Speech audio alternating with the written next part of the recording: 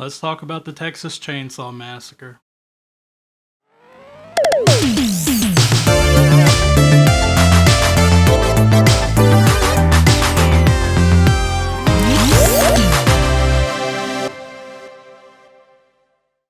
Texas Chainsaw Massacre was just released on Netflix on February 18th. It was directed by Who Gives a Shit and stars Nobody Cares.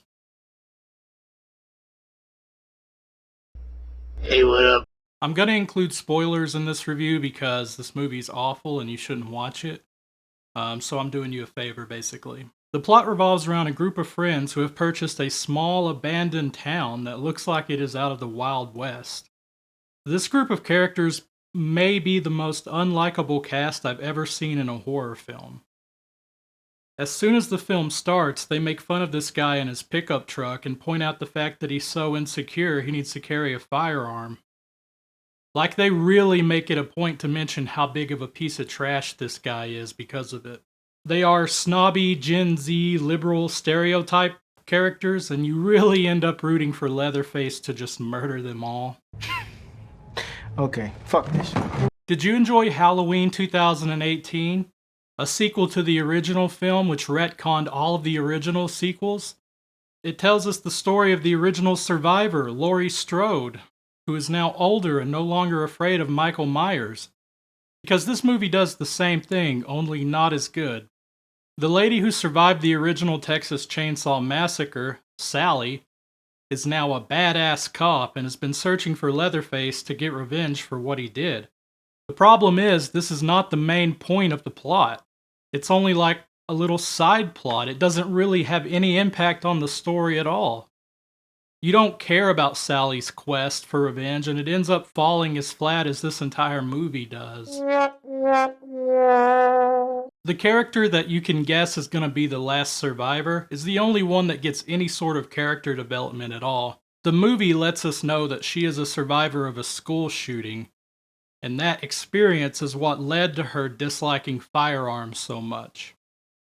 This could have been a really nice bit of character development to add some depth to the character, but they don't really do much with it. The only thing you see is a couple really short flashbacks of her looking at her classmates.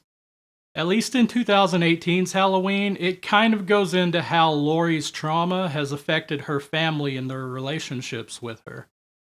This one doesn't even have that, it's just pretty much empty. Okay, so this movie also has a problem with people dying. Dante at one point loses a lot of blood, and he's still able to get up and walk quite far. Sally, the dollar store Laurie Strode, gets fucking impaled by a chainsaw and lifted up into the air by it. And guess what? She doesn't immediately die from this. She still has the strength and the wherewithal to pick up her gun, aim it, and shoot Leatherface. And this is minutes after being impaled and lifted up in the air by the chainsaw. One thing I noticed about this film is how poorly they use the sound of the chainsaw itself. The sound of the chainsaw is such an important element for adding discomfort and horror to the scenes where Leatherface is attacking someone. But in this film, it's barely noticeable at all.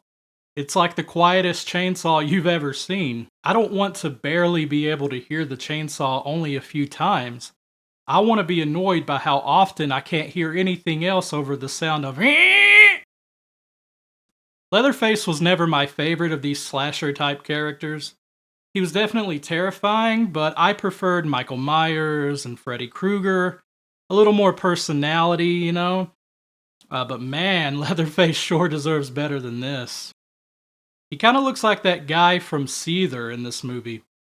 This is either a director who has no idea what made the original film good, or they do know and chose to completely ignore it and make a generic slasher film. I'm not sure which one is worse. But the final verdict on the Texas Chainsaw Massacre 2022, they've massacred this franchise.